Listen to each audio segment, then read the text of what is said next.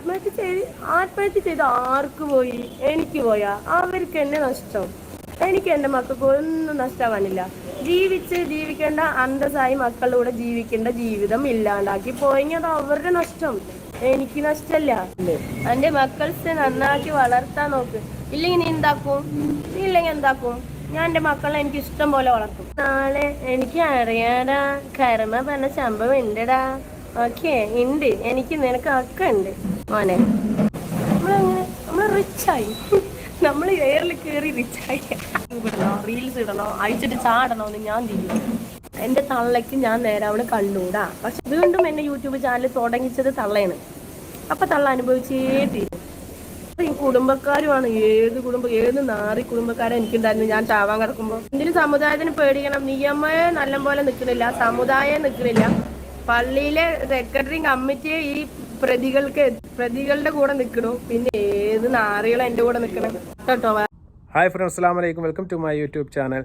അപ്പോൾ ഭർത്താവ് മരിച്ച ഭാര്യയിൽ നിന്ന് ഒരിക്കലും കേൾക്കാൻ ആഗ്രഹിക്കാത്ത, എന്നാൽ ഒരിക്കലും ആ ഭാര്യ പറയാൻ പാടില്ലാത്ത ചില വാക്കുകൾ നമ്മുടെ ഷാഹിദ ഷാജിയിൽ നിന്നും ഇന്നലെ പുറത്തു വരികയുണ്ടായി. വളരെ മോശകരമായ വാക്കുകളായിരുന്നു അത്. എന്നാൽ അതൊന്നും ഷാഹിദ ഷാജിക്ക് ഒരു വിഷയമായി തോന്നുന്നതേയില്ല. ആരെങ്കിലും ഈ വീഡിയോ കാണുന്നവരിൽ ഭർത്താവ് മരിക്കപ്പെട്ട ഭാര്യമാരുണ്ട് എങ്കിൽ തീർച്ചയായിട്ടും നിങ്ങൾ ഈ വീഡിയോ കണ്ടതിന് ശേഷം നിങ്ങളുടെ അഭിപ്രായം തീർച്ചയായിട്ടും നിങ്ങൾ എഴുതി അറിയിക്കണം. അതുപോലെ തന്നെ ആരെങ്കിലും സബ് ചെയ്യാതാണ് ചാനൽ കാണുന്നതെങ്കിൽ പ്ലീസ് ഞങ്ങളെ ദയവായി സപ്പോർട്ട് ചെയ്യാൻ വേണ്ടി ചാനൽ സബ്സ്ക്രൈബ് ചെയ്ത ശേഷം നിങ്ങൾ കാണുക. ആദ്യമായി നമുക്ക് സാജിദ പറഞ്ഞ ആ വാക്കുകളൊന്ന് കേൾക്കാം. നിങ്ങളുടെ ഭർത്താവ് ആത്മഹത്യ ചെയ്ത് ആർക്ക് പോയി? എനിക്ക് പോയാ? അവർക്ക് എന്നെ നഷ്ടം. എനിക്ക് എൻ്റെ മക്കൾക്ക് ഒന്നും നഷ്ടമാവാനില്ല. ജീവിക്കേണ്ട അന്തസ്സായി മക്കളുടെ കൂടെ ജീവിക്കേണ്ട ജീവിതം ഇല്ലാണ്ടാക്കി പോയെങ്കിൽ അത് അവരുടെ നഷ്ടം, എനിക്ക് നഷ്ടമല്ല. ഓക്കെ, ഞാൻ എൻ്റെ മക്കളെ പെറ്റിട്ടുണ്ടെങ്കിൽ ഞാൻ അന്തസ്സായി പോറ്റും. അന്തസ്സായി പോറ്റും. ഓക്കെ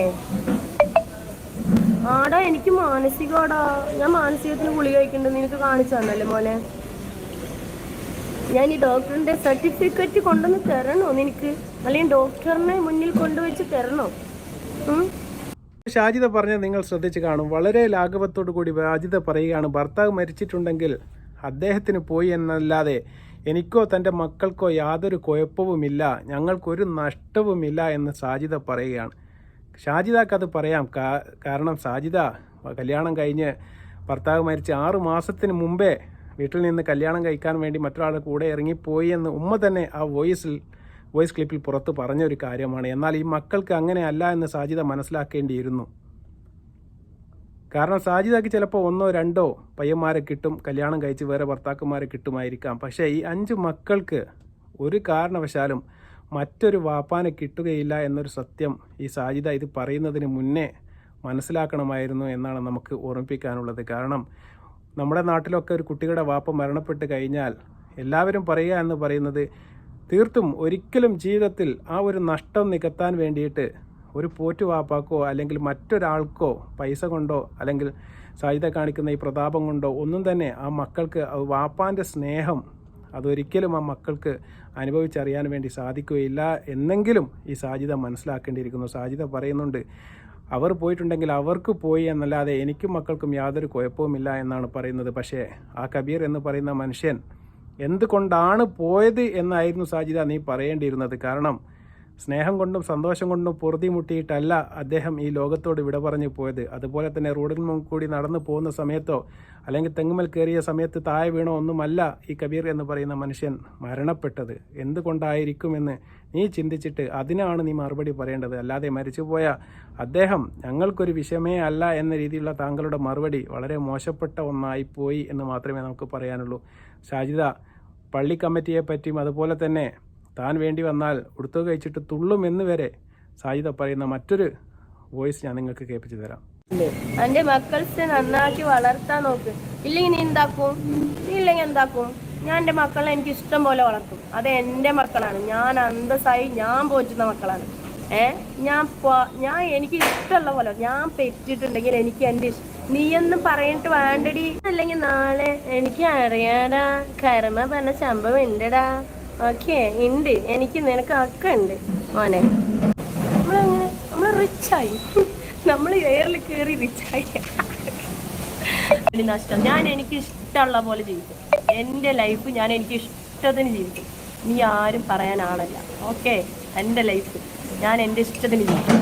യൂട്യൂബ് ഇടണോ, റീൽസ് ഇടണോ, അഴിച്ചിട്ട് ചാടണോ എന്ന് ഞാൻ ജീവിക്കും. അനുഭവിച്ച് ജീവിക്കണോണ്ട് ഞാൻ നേരാവണം കൂടി എൻ്റെ തള്ളയ്ക്ക് കണ്ടുകൂടാ. എൻ്റെ തള്ളയ്ക്ക് ഞാൻ നേരാവണം കണ്ടുകൂടാ. പക്ഷെ എൻ്റെ എളാമ്മക്ക് കണ്ടു. എൻ്റെ എളാമ്മ എനിക്ക് സപ്പോർട്ടാണ്. തള്ളൻ്റെ അനീതി ആയതുകൊണ്ട് തന്നെ, തള്ള എതിർത്ത് നിൽക്കാൻ പറ്റാത്തതുകൊണ്ട് തന്നെ അങ്ങനെ നിൽക്കുന്നോന്നുള്ളൂ. എല്ലാത്തിനും സപ്പോർട്ടായിരുന്നു. യൂട്യൂബ് ചാനൽ നിർത്തിയ ആളാണ് ഞാൻ. എന്നെ തുടങ്ങടി പൈസ വേണ്ട, തള്ളൻ്റെ തലയിൽ ഞാനും മക്കളും ആവുമെന്ന് വിചാരിച്ചപ്പോൾ വീണ്ടും എന്നെ യൂട്യൂബ് ചാനൽ തുടങ്ങിച്ചത് തള്ളയാണ്. അപ്പം തള്ള അനുഭവിച്ചേ തീരും. അപ്പം ഈ കുടുംബക്കാരുമാണ്, ഏത് നാറി കുടുംബക്കാരെ എനിക്കുണ്ടായിരുന്നു. ഞാൻ ചാവാൻ കിടക്കുമ്പോൾ എൻ്റെ മക്കളാണ് ഉണ്ടായിരുന്നത്. എൻ്റെ മക്കള് തള്ള ഉണ്ടായിരുന്നു. പണത്തിന് പണം ഉണ്ടെങ്കിൽ തള്ളുണ്ട്, പണം ഇല്ലെങ്കിൽ തള്ളില്ല. ഇന്ത്യൻ സമുദായത്തിന് പേടിക്കണം. നിയമയെ നല്ലപോലെ നിൽക്കുന്നില്ല, സമുദായം നിൽക്കുന്നില്ല. പള്ളിയിലെ സെക്രട്ടറി കമ്മിറ്റിയെ ഈ പ്രതികളുടെ കൂടെ നിൽക്കണു. പിന്നെ ഏത് നാറികളും എൻ്റെ കൂടെ നിൽക്കണം.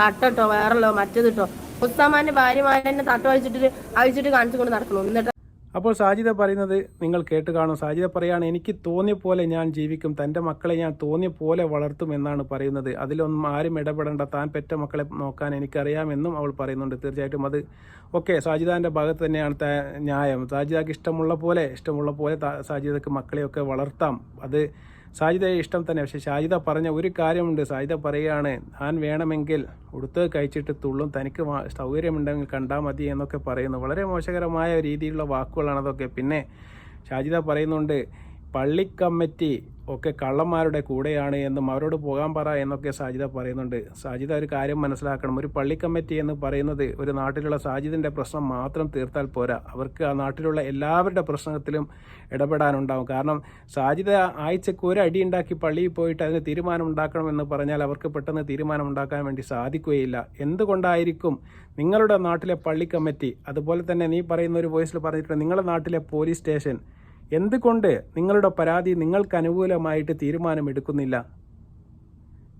ആരുടെ ഭാഗത്താണ് ന്യായമെന്ന് അവർ തിരക്കിയതിന് ശേഷം നിന്റെ കുടുംബക്കാരെ എടുത്ത് നിന്റെ ഉമ്മയുടെ ആങ്ങളുടെ ഭാഗത്തുമാണ് ന്യായം എന്നത് കൊണ്ടായിരിക്കില്ലേ അവർ അവരുടെ കൂടെ നിൽക്കുന്നത്? അതെങ്കിലും നീ ഒന്ന് ചിന്തിക്കണം.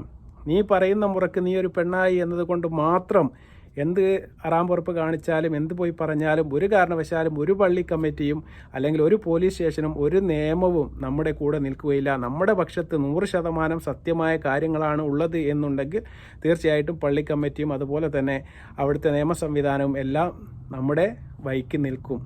അതുപോലെ തന്നെ സാജിദ പറയുന്ന മറ്റൊരു കാര്യം, തള്ള എന്ന് പറയുന്ന ഉമ്മയെക്കുറിച്ച് വീണ്ടും തള്ള എന്ന് സാജിദ പറഞ്ഞുകൊണ്ടേയിരിക്കുകയാണ്.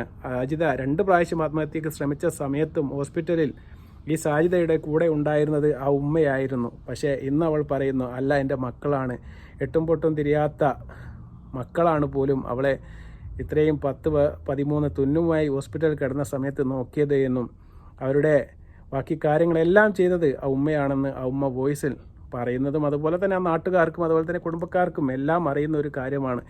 അതിനുശേഷമാണ് ഈ ഷാജിദാനെ കൊണ്ട് യൂട്യൂബ് ചാനൽ തുടങ്ങിച്ചത് ഉമ്മയാണ് എന്നും അതുകൊണ്ട് ഈ ഉമ്മ ഇതൊക്കെ അനുഭവിക്കണമെന്നാണ് സാജിദ പറയുന്നത്. അപ്പോൾ സാജിദാക്ക് ഇതൊന്നും നിർത്താനുള്ള പരിപാടിയില്ല എന്നുള്ളതിൻ്റെ ഏറ്റവും വലിയ ഒരു ഉദാഹരണമാണ് ഇത്. സാജിദ പറഞ്ഞു വെക്കുന്നുണ്ട്, ഇനി മുന്നോട്ടുള്ള കാര്യത്തിലും സാജിദ ഇത്തരം നിലപാട് തന്നെയായിരിക്കും തുടരുക എന്നുള്ള ഒരു ഉദാഹരണം കൂടി ഈ വാക്കുകളിൽ നിന്ന് നമുക്ക് വ്യക്തമാണ്. അപ്പോൾ സാജിദ ഇപ്പോഴും ഉമ്മാനെ കുറ്റം പറഞ്ഞുകൊണ്ടിരിക്കുകയാണ്. ആ തള്ള മോശമാണ്, പണമുള്ളിടത്ത് മാത്രമേ ആ തള്ള നിൽക്കുകയുള്ളൂ, ആ തള്ള പണമില്ല എന്ന് വിചാരിച്ച് ഞാൻ തലയിലാകുമെന്ന് തോന്നിയ സമയത്താണ് പോലും യൂട്യൂബ് ചാനൽ തുടങ്ങാൻ വേണ്ടി സാജിദയോട് പറഞ്ഞത് എന്നും സാജിദ പറയുന്നുണ്ട്. അപ്പോൾ സാജിദാനോട് സ്നേഹപൂർവ്വം നമുക്ക് പറയാനുള്ളത്, നിന്നെ പെറ്റ് നീ 1 വയസ്സിലൊന്നും ഈ യൂട്യൂബ് ചാനലും അതുപോലെ തന്നെ പണവും ഒന്നും ഉണ്ടാക്കിയിട്ടില്ല. നീ ഇപ്പോൾ പറയുന്നില്ലേ ഞാൻ വലിയ റിച്ചാണെന്ന് പറഞ്ഞുകൊണ്ട് ഷവർമ കഴിക്കുന്ന സമയത്ത് നീ ആട്ടിത്തുപ്പുന്നില്ലേ? ആ സമയത്ത് നീ ആലോചിക്കണം, നിന്നെ പെറ്റിട്ടതിന് ശേഷം ഏകദേശം 10-18 വയസ്സ് നിനക്കാവുന്നവരെ നീ എങ്ങനെ വലുതായി? ഞാൻ നാട്ടുകാരൊന്നും വലുതാക്കിയതല്ല, ആ ഉമ്മ എടുത്ത് പോറ്റി തന്നെ വലുതാക്കിയാണ്. നിങ്ങളെ 3 സഹോദരിമാരെയും കെട്ടിച്ചു വിടുന്ന സമയം വരെ നിങ്ങളെ ആര് നോക്കി? അതുകൂടി നീ എൻ്റെ അടുത്ത വീഡിയോയിലെങ്കിലും അതിന് മറുപടിയായിട്ട് നീ പറയണം. അല്ലാതെ ഈ ഉമ്മാനെ രായ്ക്ക് രാമായണം നീ കുറ്റം പറഞ്ഞ് പോകുമ്പോൾ തീർച്ചയായിട്ടും നിന്നെ വിലയിരുത്തുന്ന നിൻ്റെ കമൻറ്റ് ബോക്സുകളിൽ ഇപ്പം വരുന്ന തെറി എന്തുകൊണ്ടാണ്? 100% നിൻ്റെ ഭാഗത്ത് തെറ്റുണ്ട് എന്ന് ഇവിടുത്തെ ജനങ്ങൾക്കും ഇത് കേൾക്കുന്ന ആൾക്കാർക്കും ബോധ്യമുള്ളത് കൊണ്ടാണ് നിന്നെ കുറ്റപ്പെടുത്തുന്നത്. അതുകൂടി നീ മനസ്സിലാക്കിയിട്ട് ഇനി വരുന്ന ദിവസങ്ങളിലെങ്കിലും ഉമ്മാനെത്തെറി പറയുന്നത് നിർത്തിക്കൊണ്ട് നല്ല രീതിയിൽ മുന്നോട്ട് നീ ബിസിനസ്സോ മറ്റു കാര്യങ്ങളോ എന്തോ ചെയ്തുകൊണ്ട് നല്ല രീതിയിൽ ജീവിച്ചു പോകാൻ വേണ്ടി നീയും നിൻ്റെ കുട്ടികളും എല്ലാം തയ്യാറാവണം. അപ്പോൾ നിനക്ക് സമൂഹത്തിൽ നിന്നും കുറച്ചുകൂടി നല്ല സപ്പോർട്ട് കിട്ടും. അല്ലാത്ത പക്ഷം ഈ കാണിക്കുന്ന ലൈവിലും അതുപോലെ തന്നെ കമൻറ്റ് ബോക്സുകളിലും ഇനിയും തെറികളും അതുപോലെ തന്നെ ഉമ്മാനെ സപ്പോർട്ട് ചെയ്തുമുള്ള ഒരുപാട് കമൻറ്റുകൾ നിനക്ക് ഇനിയും പ്രതീക്ഷിക്കാം. തീർച്ചയായിട്ടും നിങ്ങൾക്ക് ഈ വീഡിയോ ഇഷ്ടപ്പെട്ടു കാണുമ്പോൾ ഞാൻ പ്രതീക്ഷിക്കുകയാണ്. വീഡിയോ ഇഷ്ടപ്പെടുകയാണെങ്കിൽ തീർച്ചയായിട്ടും നിങ്ങൾ ലൈക്ക് ചെയ്യുക, ഷെയർ ചെയ്യുക, സബ്സ്ക്രൈബ് ചെയ്യുക. അസ്സലാമു അലൈക്കും വറഹ്മത്തുള്ളാഹി വബറകാതുഹു.